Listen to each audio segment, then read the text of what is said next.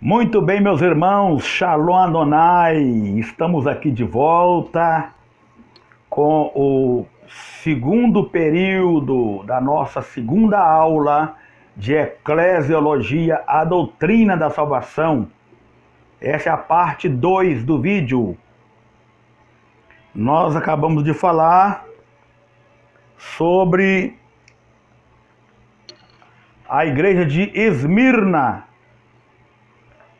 e sobre os martírios aí, né? Falamos sobre alguns martírios que houve na igreja de Esmirna, né? Não dá para falar de todos porque são centenas de centenas. Nós iremos falar agora sobre, lembrando que estamos na página de número 8 agora, tá? Página de número 8. Vamos falar sobre a terceira igreja do Apocalipse, da Ásia Menor ali. A igreja de Pérgamo. Ela é comparada com uma igreja complacente. Igreja complacente significa igreja de fé. Igreja cheia de amor. Igreja que tem paciência, ela teve muita paciência, etc. Por isso chamado da igreja complacente. Esta fase vai do ano 312 até o ano 600 depois de Cristo. Durante o reinado de Constantino, a igreja e o Estado deram-se de fato as mãos, uniram. A igreja e o Estado deram as mãos, mas os olhos de Deus, uma ligação deste gênero, constitui-se em adultério espiritual. Adultério espiritual. Igreja e Estado não têm condições de dar as mãos. Igreja é igreja, Estado é Estado. Mas essa igreja complacente, ela começou a andar de mão dada com o Estado. E isso para Deus foi um adultério espiritual. E vamos ver agora então o que aconteceu com esta igreja que outrora era complacente. O Senhor refere-se a este adultério. O próprio Jesus manda João escrever uma carta ao anjo desta igreja e refere a este adultério como dando o nome de a doutrina de Balaão. A doutrina de Balaão, o qual ensinou Balaque a fazer tropeçar o povo de Deus para que comessem do sacrifício da idolatria e se prostituísse. Doutrina de Balaão. Comer da imoralidade sexual. Essa imoralidade sexual aqui é cometer adultério com ídolos. É cometer adultério e prostituição com ídolos, imagem de escultura. Viu? Nós vamos encontrar isso em Apocalipse 2, versículo 14, e Números 22, e capítulo 22 e capítulo 24 de Números. E aqueles que não podiam se comprometer ou se associar com estas tradições pagãs foram perseguidos e tornaram-se mártires também. Mártires da fé. Como um irmão por nome de Antipas. Antipas. Daqui a pouquinho eu vou te explicar quem eram os irmãos Antipas. Eles pagaram o preço muito grande. Os Antipas pagaram um preço muito grande. E por recusar a comprometer-se com crenças não bíblicas. E nesta carta que o Senhor manda João enviar para a igreja de Pérgamo, o Senhor Jesus Cristo, ele louva as pessoas como Antipas. Ele louva as pessoas que estavam ali procedendo como Antipas. E chama-lhe eles de testemunha fiel.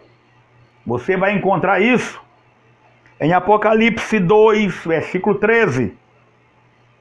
A palavra Antipas significa contra todas as coisas, e na cidade sem Deus de Pérgamo, Antipas pouca escolha tinha além de se opor contra tudo que desagradava a Deus. Então, nesta igreja de Pérgamo, que fez aliança com o Estado, começou a andar de mão dada com o Estado, mas ali teve um remanescente ali, umas poucas pessoas, porque infelizmente é sempre assim. É sempre assim quando uma igreja começa a apostatar-se da fé e começa a deixar o mundo e o pecado e o diabo entrar para dentro dela, sempre tem, e glória a Deus porque tem, a minoria, que são os remanescentes. Então esses remanescentes uniram com Antipas, o irmão Antipas. E o Senhor então chama eles de minha fiel testemunha. Minha fiel testemunha. E esses irmãos aí, Antipas, a única posição que eles podiam tomar é levantar contra tudo e protestar contra tudo que aborrece os olhos do Senhor. Muito bem, vamos passar para a página de número 9. Página de número 9. Pouco sabemos a respeito de Antipas. A Bíblia o menciona uma única vez no livro de Apocalipse. Nele, Jesus o descreveu como sua testemunha fiel. E que mesmo em face da morte, decidiu que não negaria o Filho de Deus. No entanto, a história e a tradição nos revelam outros detalhes.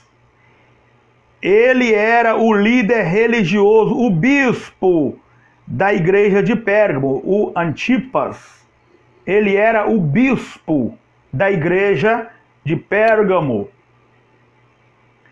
E por causa de seu testemunho, foi perseguido e morto no ano de 92 depois de Cristo. Vamos ver como foi a morte de Antipas. Vamos ver como foi a morte dele e o dos demais que estavam junto com ele, né? Defendendo a fé em Cristo e contra as abominações que a igreja e o Estado estavam cometendo. Então, segundo a tradição, Antipas foi supostamente colocado vivo dentro de um bezerro, um touro. Antipas foi colocado supostamente vivo dentro de um touro oco, num tamanho real, de bronze pintado de vermelho, que tinha uma fogueira por debaixo do seu ventre. Eles acenderam a fogueira debaixo do ventre desse touro e pegou Antipas e colocou Antipas dentro desse touro. Dentro desse touro. Porque Antipas recusou a renunciar à fé em Cristo Jesus. Então Antipas serve-nos de inspiração. Ele serve de inspiração para nós, de passar o que for, mesmo em fase da morte, mas não aceitar, negar a fé em Cristo, mas morrer defendendo a fé em Cristo Jesus. Então essa inspiração é muito boa para nós, porque o seu testemunho fiel e eventual martírio foi por sua fé inabalável em Jesus Cristo. Fizeram-no ganhar menção, fizeram que ele ganhasse menção nas páginas das Escrituras Sagradas, em um lugar de destaque no hall da fama de Deus. O bispo Antipas, ele ganhou um lugar na Sagrada Escritura para falar dele, viu? Ele ficou famoso porque ele entrou para o hall da fama das fiéis testemunhas de Deus. Então colocaram Antipas dentro daquele bezerro, daquele touro pintado de vermelho. Aquele bezerro, aquele touro era oco, e colocaram fogo por baixo e tamparam. E o irmão Antipas, o bispo Antipas, bispo da igreja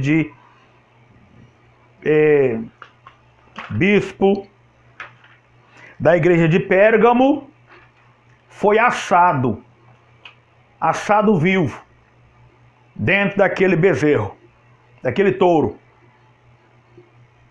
Então, durante este período, a igreja foi invadida pela idolatria romana e a congregação dos obreiros era feita pelo rei Constantino e pelo Papa. Os obreiros desta igreja, a partir de então, da morte de Antipas, eles eram levantados por intermédio do rei Constantino e por intermédio do Papa. Houve um desvio quase que total, quase que toda a igreja se desvia. E os poucos cristãos que existiam foram duramente perseguidos, também queimados dentro de bezerro, de touro, né? Assado dentro de touros.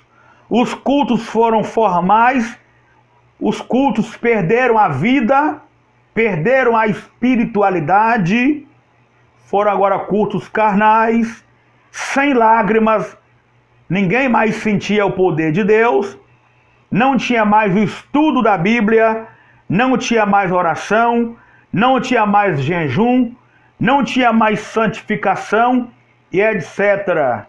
E a igreja a chama da igreja quase que apagou. Quase que apagou. Muito bem.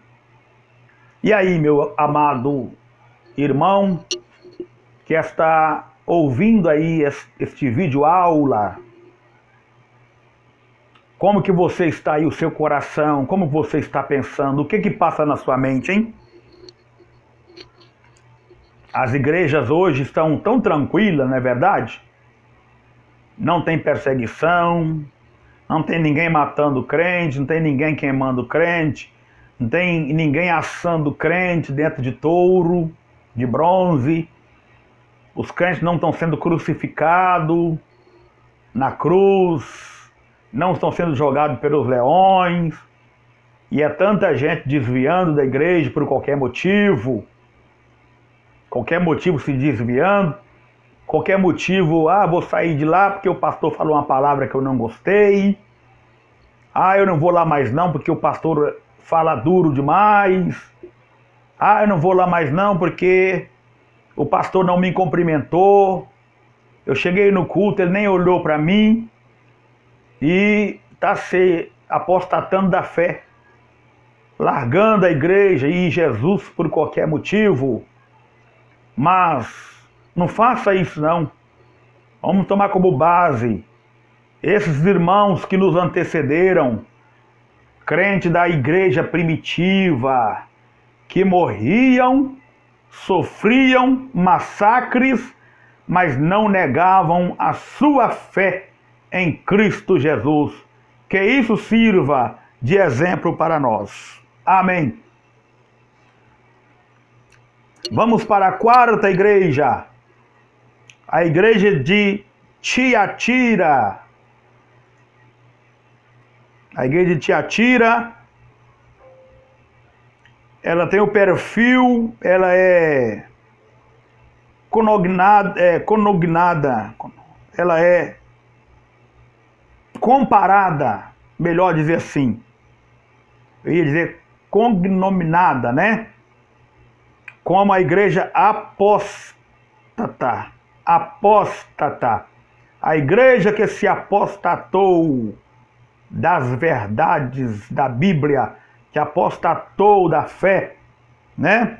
Apocalipse capítulo 2, versículo 18 ao 29, nós ainda estamos na página de número 9. Então, igreja de Tiatira, quarta igreja. Na carta a Tiatira, o Senhor tem uma palavra especial de encorajamento aos crentes fiéis, ameaçados de se tornarem vítimas da poderosa e tirânica Igreja Católica Romana durante as chamadas Guerras Santas. A Igreja Católica Romana colocou o nome dessa guerra de Guerra Santa para perseguir os irmãos, para matar os crentes, para jogá-los na arena, enquanto a plateia batia palma e gritava: escapa-te, protestante, do poder do Coliseu de Roma. Então, o Senhor, Ele tem uma palavra para esta igreja. E a palavra está em Apocalipse capítulo 2, versículo 24 e 28, que diz assim: mas a vós digo, e ao resto de Tiatira, a todos quantos não seguem esta doutrina e não conheceram como lhe chamam as profundezas de Satanás, que não vos porei nenhuma outra carga, mas agarrai-vos ao que tendes, até que eu venha, e ao que vencer e guardar as minhas obras até o fim, a este eu darei poder sobre as nações, e as regerá com vara de ferro, e serão feitas em pedaços, como vaso de oleiro, como também recebi de meu Pai, e dar-lhe-ei a estrela da manhã. Esta foi a palavra de encorajamento e conforto que o Senhor entrega para a igreja de Tiatira. Através dos tempos, tem sido grande o número de mártires que encontrou encorajamento nesta promessa e que se mantiveram fiéis e não negar a fé em Cristo, que reinaria com ele no seu reino milenário. Seu reino milenário. E neste reino, a desordem, a corrupção e as leis de duas faces não vão subsistir, não vão existir, pois a justiça e a retidão serão as únicas regras válidas no reino milenar, no milênio, onde o governo será do próprio Cristo, governo teocrático. Teo significa Deus. Cracia, governo. Então, o governo será de teocracia, que significa domínio de Deus. Então, as leis não vão conseguir subsistir, as leis de duas faces, pois a justiça e a retidão serão a única regra válida. A estrela da manhã é a promessa do Senhor Jesus para o novo dia. É um amanhecer sobre este mundo negro. O período de Tiatira continuou através da Idade Média até a Reforma Protestante. Então, quando o Senhor falou assim, dar-te-ei a estrela da manhã, o Senhor estava dizendo assim, olha, vocês vão passar por martírio, vão morrer martirizado por causa da vossa fé em meu nome, mas retende firme o que vocês têm, que é a fé, guarda até que eu venha, porque a quem vencer, eu darei a estrela da manhã. Quer dizer, vocês vão morrer aqui, nessa noite negra de perseguição, mas logo em seguida vai amanhecer o dia com a estrela da manhã, e vocês entrarão no milênio e reinarão comigo, e vocês reinarão sobre as nações e as regerão com vara de ferro até elas se tornarem em pedaços. Muito bem. O período de Tiatira foi do ano 600 até o ano de 1517 depois de Cristo. Então, com a reforma do cristianismo, esta fase da igreja foi basicamente uma continuação da fase anterior, onde o mundo foi dominado por Roma e suas idolatrias pagãs. Ao findar desta fase, Deus levantou Martinho Lutero, o reformador protestante, Martinho Lutero, que veio a mudar o curso da religião mundial. Tem alguns versículos aí para ler, nós vamos deixar para os alunos ler em casa. Apocalipse 18, versículo 4, e Tiago 4 e versículo 4. Vamos mudar de página. Página de número 10. Vamos falar um pouco aqui sobre a quinta igreja. A igreja de Sardes. A igreja de Sardes. Muito bem. A igreja de Sardes ela é nomeada como a igreja morta. Igreja morta.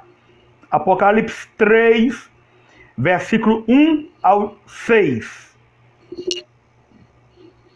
Então, fazendo referência à igreja da Reforma, do contexto profético desta carta como igreja morta, é aparentemente um paradoxo. No entanto, o Senhor afirma da seguinte maneira: eu conheço as tuas obras e que consideras viva, mas, no entanto, está morta. Olha o que o Senhor diz para essa igreja, hein? Eu conheço as tuas obras, que tem nome de quem vive, mas está morto. É sério isso, hein? Apocalipse 3, versículo 1. Durante este período, apenas uma parte da igreja foi teologicamente reformada, devido a terem sido expostos aos erros da Igreja Católica Romana e a ter sido reinstituído o conceito da graça. Contudo, a respeito destas necessárias alterações e a ter sido restituído o conceito da graça, contudo, a respeito dessas necessárias alterações, continuava a haver, em geral,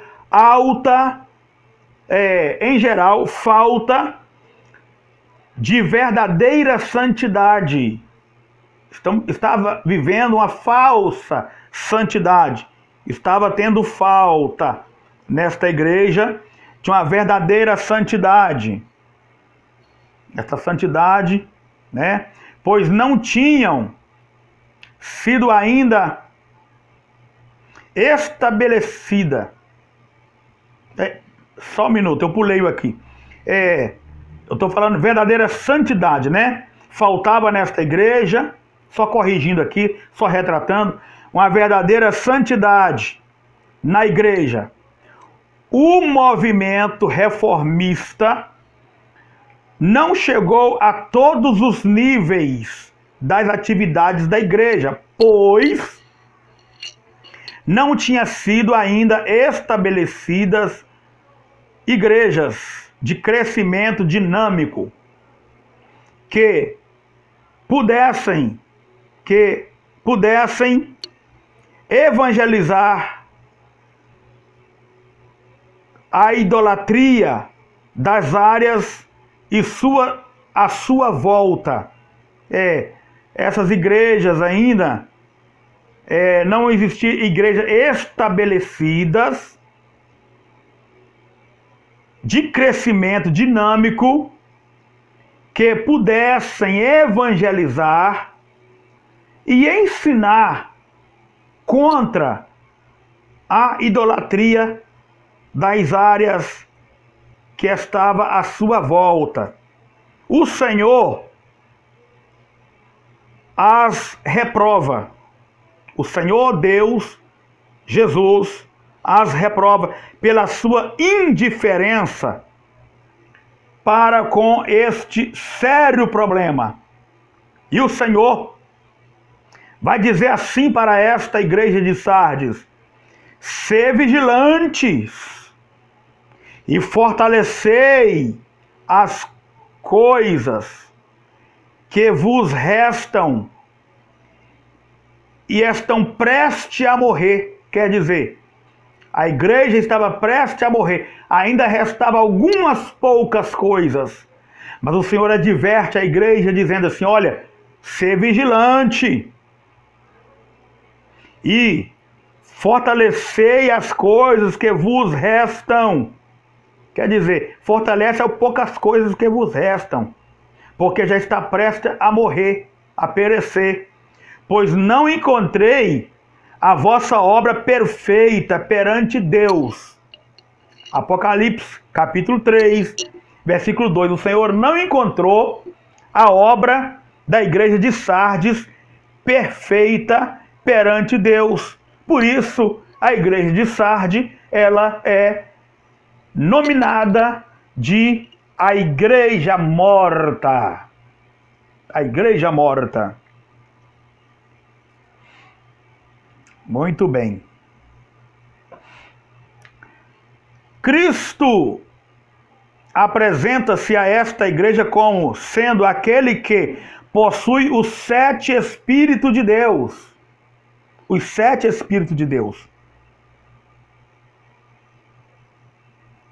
Este atributo do Senhor era para aplicar diretamente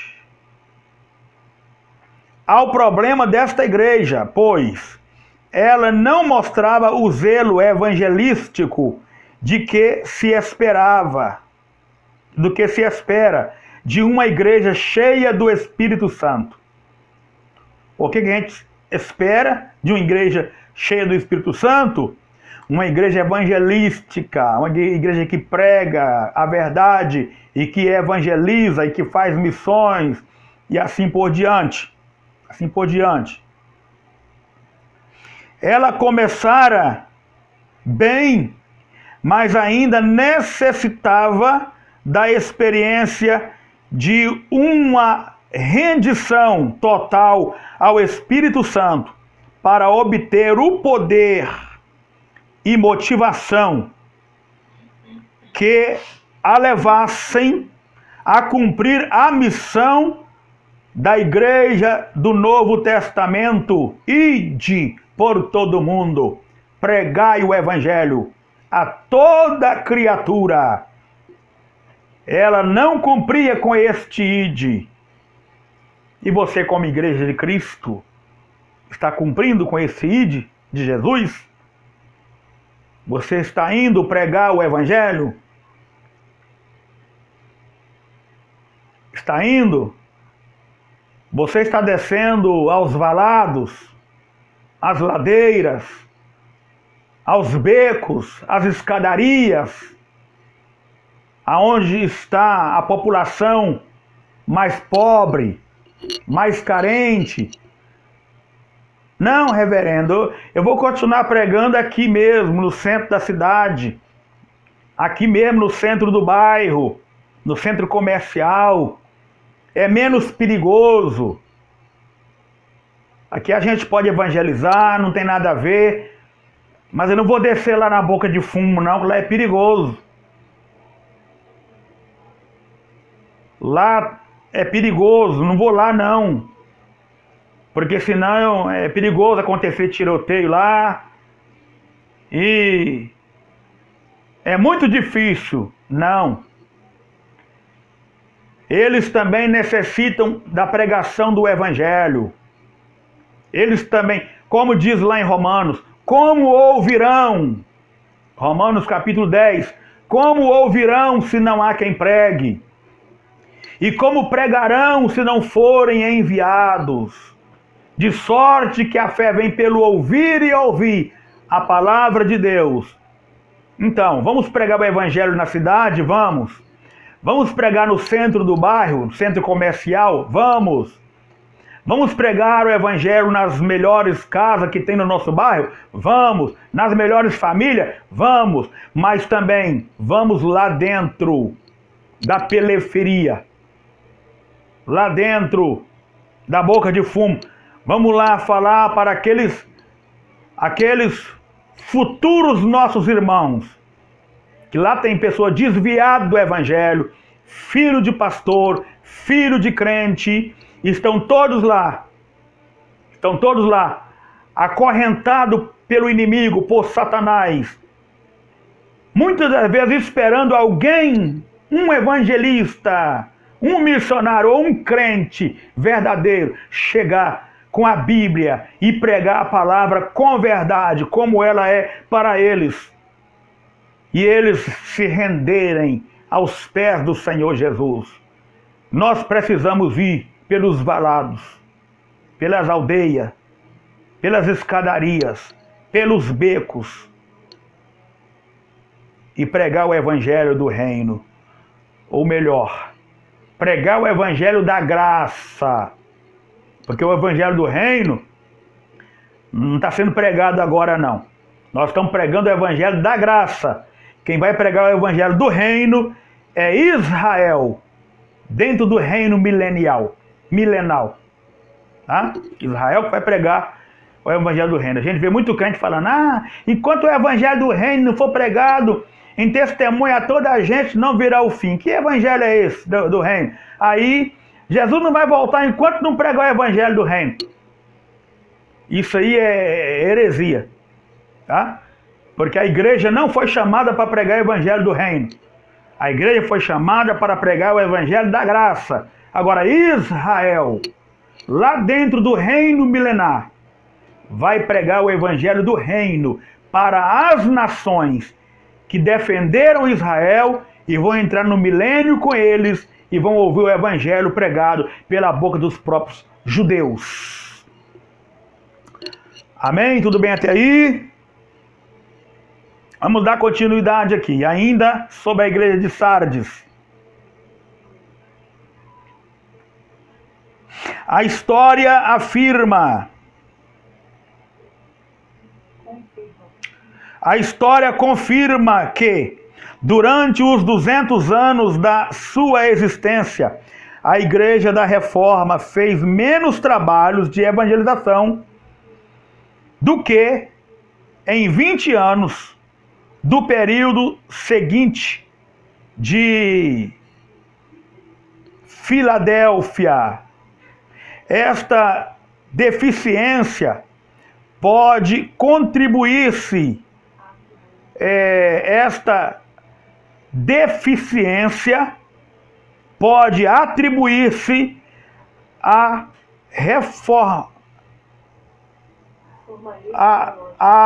formalismo, perdão aqui, tá? A vista não está muito boa aqui, está um pouco escura onde eu estou dando aula aqui. Esta deficiência pode atribuir-se a formalismo teológico, destituído da devoção e da dedicação devida àquele que enviou o seu Espírito para dotar a igreja de poder vindo do alto. Jesus Cristo enviou o Espírito Santo para dotar a igreja com o poder vindo lá do alto. Esta igreja não tinha mais o poder do Espírito Santo. Ela estava morta, porque a igreja que não tem o Espírito Santo, ela é uma igreja morta, igreja formal. Os crentes são formalistas. Então, no entanto, havia também exceções. Muitos dos reformadores enfrentaram tremendas ameaças pessoais e estavam preparados para defender a sua posição, declarando as suas convicções em público. A estes é dado o encorajamento do Senhor Jesus, através da carta enviada pelo apóstolo João ao anjo da igreja. E o Senhor Jesus, em Apocalipse 3 e 4, vai estar dizendo assim para estes poucos irmãos, né, que mesmo em tremenda ameaças pessoais, estavam preparados para defender o evangelho, a causa do evangelho. O Senhor vai falar para eles assim: olha, tu tens ainda no meio de vós aí alguns nomes, quer dizer, não eram muito não, tem no meio de vós aí ainda alguns nomes, mesmo em Sardes, que não contaminaram. É uma pouca pessoa. Eu tenho uma pouca pessoa aí, uns nomes aí, uma minoria, uns remanescentes que não contaminaram as suas vestes, e eles caminharão comigo, diz o Senhor, que caminharão comigo, vestidos de branco, pois são dignos, aleluia, são dignos de andar de branco com o Senhor. Por quê? Porque não se contaminaram com a idolatria, não se contaminaram com o pecado, não se prostituíram com os ídolos, com as imagens de escultura da Igreja Católica Romana. Não se prostituíram, mas permaneceram firmes, mesmo em meio às ameaças dos governadores, dos reis, dos papas, que fazia a igreja, os irmãos, sofrer tremendamente, mas eles ficaram firmes. E o Senhor falou, eles vão andar de branco comigo, porque eles são dignos disso. Vale a pena ser fiel, meus irmãos. Vale a pena não negar a fé. Vale a pena ser fiel falando a verdade, pregando a verdade. Viu? Quem prega a verdade arruma muito inimigo. Quem prega a verdade não é de muitas amizades, não. Viu? Se você quer pregar a verdade, como ela é, como a Bíblia ensina, você vai perder muitos amigos. Porque tem pessoas que só é seu amigo enquanto você está passando a mão na cabecinha dele. Enquanto você está dando tapa nas costas dele. Tá? Enquanto você está dando beijo na testa dele. Mas na hora que você começa a apontar o erro dele, o pecado dele, e exortar ele que ele tem que mudar de posição espiritual, mudar de vida, entrar pelo caminho da santificação, que ele tem que frequentar mais a igreja, porque tem crente que ele vai na igreja quando ele dá na teia, né? Ele só vai na igreja se atrovejar, se dá um trovão no céu, ele já fala assim, opa, hoje eu não vou na igreja não porque vai chover. E acaba não chovendo é nada. Acaba não chovendo é nada. Então, isso aí é crente fraco, irmão. Sabe? Permanecer firme na fé é para os fortes, não é para os fracos não. É para os fortes. Viu? Permanecer firme na fé é para quem tem raiz, não é para Nutella não. Tem muito crente Nutella e a maioria é. A maioria dos crentes são crentes Nutella. Qualquer coisinha estão desmaiando, estão aborrecidos, estão bicudos, estão olhando para você com rabo de olho, com cara feia. Eu não estou nem aí com isso. Nem aí com isso. O meu negócio é agradar a Deus, é com Jesus.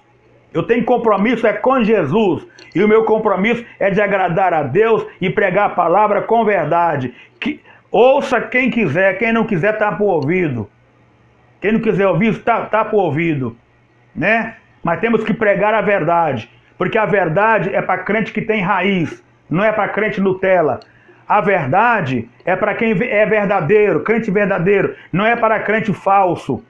A verdade só aceita ela quem realmente é verdadeiro adorador e está com a vida preparada para morar no céu. Mas o crente Raimundo, que está com um pé na igreja e outro no mundo, ele não aceita ouvir a verdade. Porque quando ele ouve a verdade, a primeira coisa que ele faz é tirar o outro pé da igreja e botar os dois no mundo e adeus. Adeus pastor, adeus igreja, e já não existe mais. Glória a Deus, porque existe ainda uma minoria, uns remanescentes, que ainda não contaminaram e andarão de branco com o Senhor Jesus. Glórias a Deus. Glória ao nome do Senhor Jesus. Muito bem. Me ajude aí onde eu parei aqui, para mim continuar. No último parágrafo, né? Este período da igreja de Sardes, foi do ano 1517 com a reforma até ao ano 1800 depois de Cristo. As informações que temos nesta época não são boas, pois, apesar da bênção da reforma protestante, houve muita confusão entre os cristãos por questão doutrinárias, geralmente várias denominações em conflito. Nós temos algum versículo para ler aí, em 1 Coríntios 1, 3 a 4 e Hebreus 12, versículo 23. Então, deixa eu falar uma coisa aqui para vocês. É uma pergunta que muita gente já me fez. Quando foi que começou essa confusão de doutrina e de costume? Quando foi que começou? Cada igreja tem uma doutrina, tem um costume diferente. Começou aqui, ó. No final do período da igreja de Sardes, depois da reforma protestante. A reforma foi boa, claro, feita por Martinho Lutero. Ela foi muito boa. É por isso que hoje nós estamos aqui pregando o evangelho. Graças a Deus é a reforma protestante. Só que depois da reforma, o resultado não foi bom. Porque cada um começou a arrumar a sua doutrina. Doutrina de homens. Costume de homens. Viu? Aí foi surgindo outros galhos de igrejas. E cada homem colocando a sua doutrina. Cada pastor colocando uma doutrina diferente, um costume diferente. O outro também divide aqui e bota uma doutrina diferente, um costume diferente. O outro rebela lá, divide lá também, bota um costume diferente, uma doutrina diferente. E hoje está essa confusão que eu chamo de Babel, Babilônia. As igrejas estão parecendo Babilônia. Confusão. Está igual a Torre de Babel. Ninguém sabe mais o que é certo, o que é errado. Só sei que eu sei. Eu sei que o certo... Vou mostrar para vocês o que é o certo aqui.